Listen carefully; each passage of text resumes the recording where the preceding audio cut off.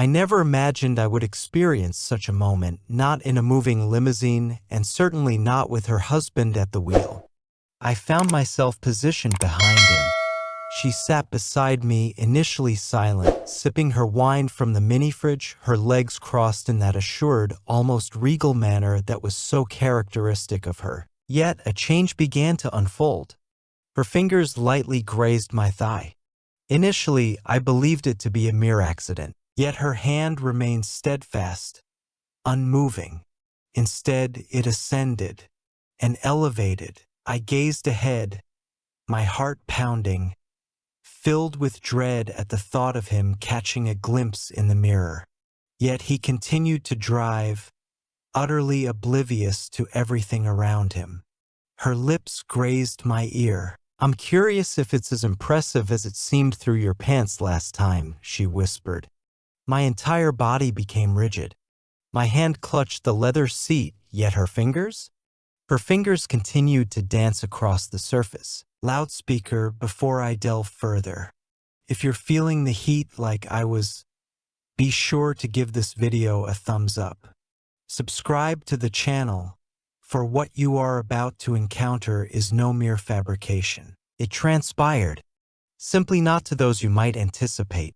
Allow me to transport you to the inception of this perilous journey. There was a time when I wasn't a personal driver.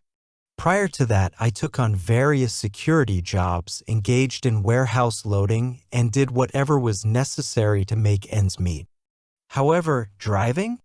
It was pristine, seamless, tranquil. When the opportunity arose to become Mr. Lance Hawthorne's personal limousine driver, I felt as though I had hit the jackpot. The gentleman possessed a prestigious furniture enterprise steeped in tradition, with refined tastes and an impeccable standing within the community. The position offered a private suite, a weekly salary of $2,500, and a sharp black suit, complete with his family's crest elegantly stitched within the pocket. Yet no one ever cautioned me about his wife. No one mentioned her to me. Madison Hawthorne was her name, perhaps 33 at the most, with black hair that elegantly framed her jaw like a masterpiece, smooth golden skin, and eyes that seemed capable of piercing through your very attire.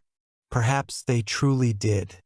On our first drive together, it was merely a swift drop-off at a downtown gallery. She donned a red silk dress that clung to her curves like liquid, and as she slid into the back seat, I could have sworn the temperature in that limo soared by 10 degrees. Initially, she remained silent. Yet what of her perfume? It remained. Jasmine, musk, and essence, both warm and indulgent. As we journeyed along, I noticed her gaze reflected back at me in the rearview mirror. Not merely observing, engaging in the pursuit of knowledge. As I parked the car, she leaned in closer and remarked, "You didn't say a word during the ride." A nervous chuckle escaped my lips. "I wasn't certain if I had permission, ma'am." Her lips curled into a subtle smile. "How unfortunate that is. I enjoy listening to a man speak." Then she stepped out, the slit of her dress swaying just enough to reveal a glimpse of leg that seemed too vibrant for any museum. My palms glistened with sweat against the steering wheel. A week slipped by before our paths crossed once more. This time, I collected her from her spa appointment, as her husband was occupied with a business meeting. She eased into the back seat, removed her sunglasses with deliberate slowness, and remarked, "Do I truly have to sit in the back like some politician's wife?" I cleared my throat. "That is typically the area designated for clients, ma'am." She flashed a grin. "However, I do not consider myself a client. I am his wife. I wish to take a seat at the front." Before I had the chance to object, she was already swinging open the passenger door and sliding in next to me as if it were the most natural thing in the world. We traveled in quietude, yet her knee persistently grazed against mine. At a red light, she glanced my way and remarked, "I know you've been watching me." I found myself in a state of panic, ma'am. Relax, she whispered, a smile gracing her lips. You are a man. I am a woman. It's merely eyes. Yet that smile? That smile wasn't meant for someone who was merely your driver. That night, sleep eluded me. The lingering aroma of her presence clung to my shirt. I reclined in bed, contemplating whether this was merely a wealthy, discontented spouse indulging in frivolous antics, or if it hinted at something far more perilous. The next time I encountered her, it was clear that it was both. Just 2 weeks into my new role, I found myself tasked with driving them both to a private charity event. A grand affair, a crimson carpet, eager photographers, and cascading fountains of champagne. She donned a black dress adorned with sheer panels, complemented by heels that could bring a man to his knees. As I swung the door open for her, she leaned in, her lips almost grazing my jaw, and whispered, "Don't let me get too drunk tonight. I may utter a thought that perhaps ought to remain unspoken." As the event unfolded, I stood by the limo, a familiar sentinel, observing the distant flurry of cameras and the elegance of tuxedos. Yet, as the clock struck midnight, they both made their way back, a little tipsy and filled with laughter. He was the first to arrive, settling into the front seat, eager to discuss a new luxury vehicle he was contemplating importing. She, however, ascended into the rear seat. Midway through the journey, she discreetly retrieved a wine bottle she had pilfered from the event and poured herself a generous glass. Next came one more, followed by yet another. He was engrossed in a discussion about electric engines, yet my mind wandered elsewhere. Throughout the entire journey, her eyes remained fixed on me. I sensed it searing its way through the reflection.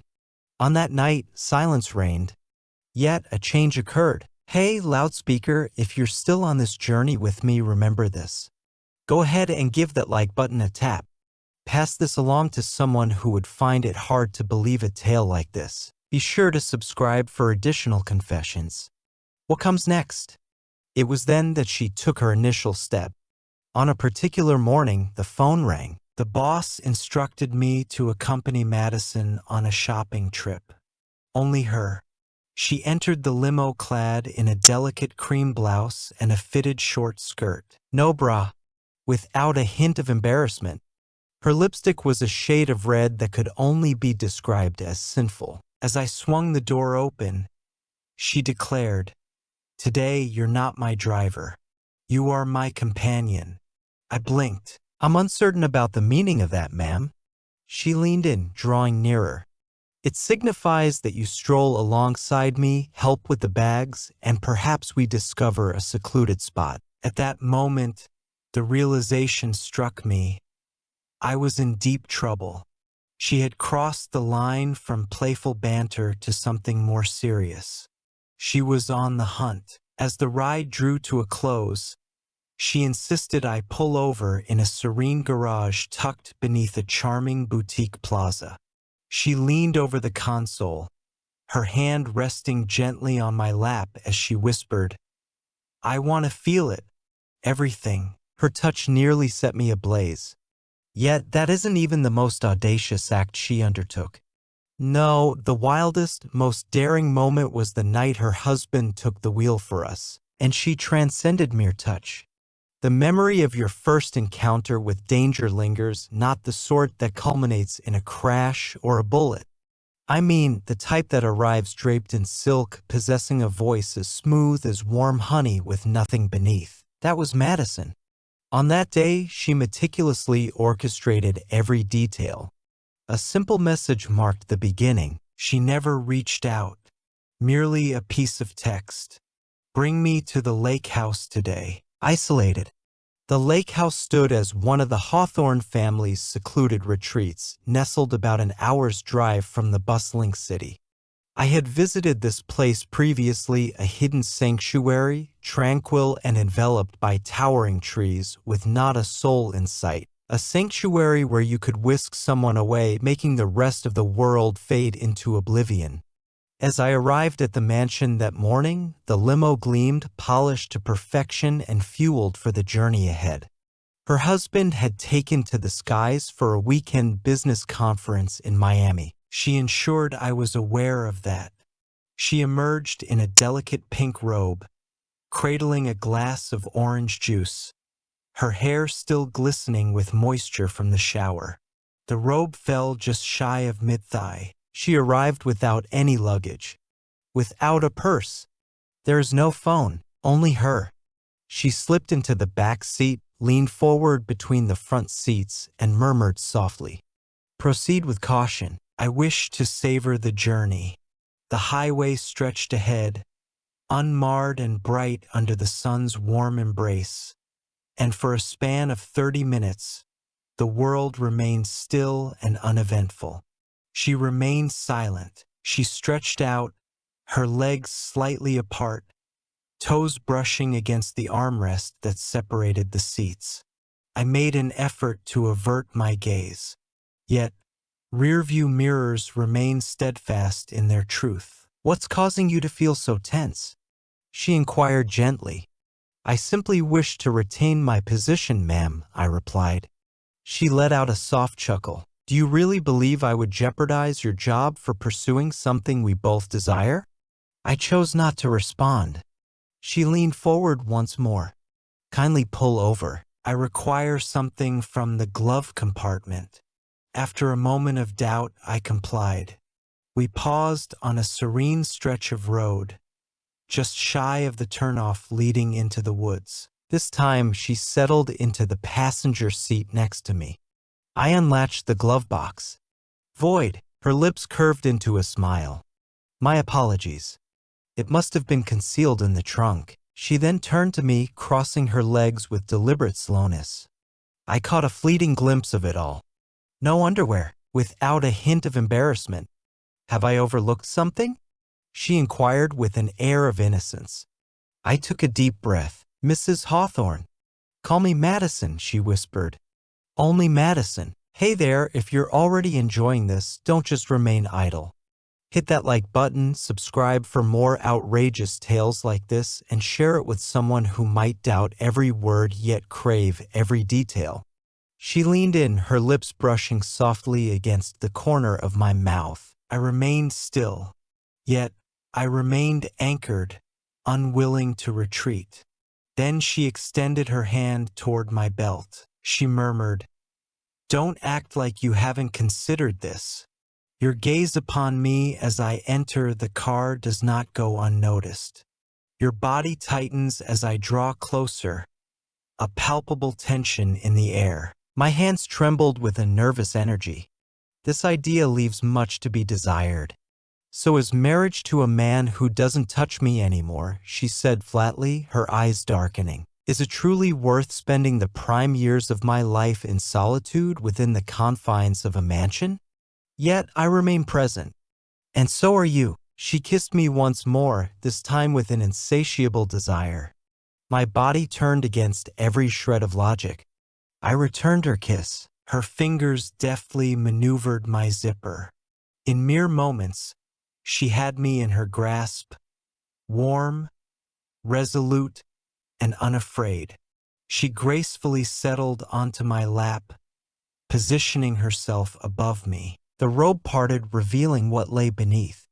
She was thoroughly drenched, and I found myself adrift. The gentle sway of the limo was of no concern to us. We were indifferent to the way the windows misted over. She let out a soft moan in my ear, biting her bottom lip to stifle the sound, her fingers gripping my shoulders as she moved slowly as if she had been yearning for this moment for years. It was pure chaos. It was pure bliss. And just like that, it was gone in the blink of an eye. Once she adjusted her robe, she pressed a gentle kiss to my cheek and murmured, "Now lead me to the lakehouse, my love." We arrived shortly after midday. The house perched regally above the water, exuding an air of tranquility and dignity. Within, the space was defined by glass walls, pristine white marble, and an unyielding chill in the floors. She shed the robe the instant we entered, allowing it to drop to the floor as if it held no significance. "I'm going for a swim," she declared. "You may choose to join me or observe from the sidelines." She plunged into the pool, bare and elegant like a swan in flight. I paused for a brief moment, then shed my garments and stepped into her world. That afternoon, we surrendered to passion 3 more times in the pool, on the lounge chair, and in the guest bathroom where the mirror fogged up from our shared heat.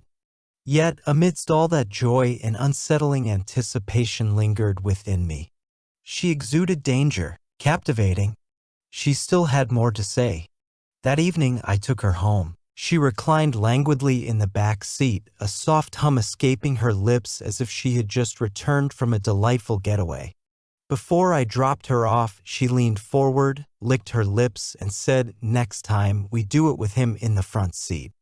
I let out a hearty laugh. "Your sanity is in question." She offered a smile. "No, I am in a marriage." She emerged, her hips swaying gracefully as she ventured into the shadows of the front porch. That night, sleep eluded me. The lingering aroma of her presence clung to the interior of the car. The sensation lingered on my skin, a vibrant echo of her touch. Yet I had come to realize one undeniable truth. She was probing the limits of my endurance. The next test loomed ahead, arriving more swiftly than I had anticipated. There exists boldness. Then there's the realm of the utterly insane. The events of that night as experienced by Madison. It went too far. Yet the reality is I allowed her to do so. I allowed her to continue on her path. I remained steadfast. I did not decline. As her fingers glided over my thigh in the dim light of the limo, with her husband at the wheel, I felt an undeniable desire that mirrored her own. The journey began with a phone call from Mr. Hawthorne himself. "I require the use of the limo this evening," he stated. "A dinner for charity. This time you'll join me, but I'll be the one driving." He had done it before. From time to time, he reveled in displaying his lavish possessions to his elite circle of friends, particularly when it involved his costly gadgets. I refrained from asking questions, simply ironing my shirt and arriving promptly at 6 p.m. As soon as Madison emerged from the house, I sensed that this night would be etched in my memory forever. She donned a dark green satin dress, elegantly low-cut, without a bra, cascading up her thigh. Her heels echoed with precision against the marble steps, and a mischievous smirk danced on her lips the instant our eyes met. Upon entering, she remained silent. She slid into the back seat of the limo beside me while her husband took his place in the driver's seat. Instantly, my palms were slick with sweat. The journey began with a sense of ease, filled with lighthearted banter and a few jokes from the boss. He was in high spirits, animatedly discussing business deals, new investors, and his excitement about delivering a surprise speech at the gala. Yet, my concentration faltered as Madison inched ever closer, her movements deliberate and drawn out. Her leg grazed against mine. Once upon a time. On the other hand, she simply abandoned it there. Then her hand glided across the seat. She set it softly upon my thigh, gazed forward as if the world around had remained untouched. I cleared my throat and made a subtle shift in my position. Mr. Hawthorne remained oblivious to everything around him. He continued to speak incessantly. It was then that her fingers began to dance. She averted her gaze from me. Not a single word was uttered, yet her hand pulsated with vitality. Crawling up my leg with excruciating patience, I found myself utterly immobilized. My heartbeat thudded so fiercely that I feared the boss might catch wind of it. Her hand brushed against my belt. She cast a sidelong glance and murmured softly, "Remain quiet. Is the loudspeaker still accompanying me? The intensity is only increasing. If you haven't done so yet, please consider hitting that like button. Be sure to subscribe so you won't miss the unfolding events ahead." for she had only just begun, not even near the end. Pass this along to someone who revels in experiencing the thrilling tales of others. Let us return to the intensity of the moment. With deliberate care, she unbuckled my belt. With great care, ensuring that no sound betrayed our presence. She then slipped her hand inside. I bit down on the inside of my cheek with such intensity. Blood filled my senses. Her hand encircled me, steadfast. She was fully aware of her actions. She caressed me gently. She playfully teased me with her nails. As her husband discussed golf trips and the intricacies of brand expansion. As we paused at the red light, she leaned closer, her breath warm against my ear as she whispered softly, "Do you believe he can detect my scent on your skin?" I was on the brink of release in that moment. We arrived at the venue. A magnificent ballroom illuminated by shimmering chandeliers and attended by courteous valet staff. Madison leaned in, pressing her lips gently to her husband's cheek, and murmured, "I'm feeling a bit dizzy. Perhaps I'll take a moment to relax in the back before making my entrance." He gave a slight nod. "Very well, my dear. Take your time." He emerged, straightened his tie, and vanished into the structure. Once the door clicked into place, she ascended onto me. Without a hint of caution, there is no moment to ponder. She lifted her dress and embraced me. It was unrefined, impulsive. She took control in the back of the limo as if savoring every moment like it was her final day on this planet. Her hands clutched my shirt tightly. Her teeth sank into my neck. Her breath brushed against my cheek, warm and intimate. The windows misted over. The entire vehicle trembled. I found myself lost in thought. What if he returns? Yet that only intensified the heat. The peril, the excitement. She murmured obscenities into my ear, statements I never imagined a married woman could utter with such composure. As the moment came to a close, she pressed her lips against my jaw, adjusted her dress, and delicately smoothed her hair. She appeared flawless, as if nothing had transpired. Moments later, she emerged from the limo, gliding into the ballroom with the grace of a queen. Her husband gestured to her from the other side of the hall, utterly unaware. I found myself in the rear of that limousine, perspiration clinging to my skin, a sense of disorientation swirling within me, my belt unfastened, and a vivid lipstick stain adorning the inner part of my thigh. I found myself questioning what this connection between us truly meant now. It transcended mere lust. It was an addiction. We pressed on. Accommodations, lounges of the clubhouse, vacant goose houses, occasionally in the dimly lit limo garage during the late hours of the night. She sent me a message suggesting I park it in the corner tonight. I seek to experience a ride that transcends the confines of leather. And I would go. There are no inquiries, without a moment's doubt. Yet I began to sense another emotion quietly making its way into my thoughts. It transcends mere lust, more than mere warmth. A weightier matter. Her gaze held a new meaning as it met mine, as if I belonged to her. I was the freedom she had longed for, a way out of the gilded cage that confined her. And a portion of my being?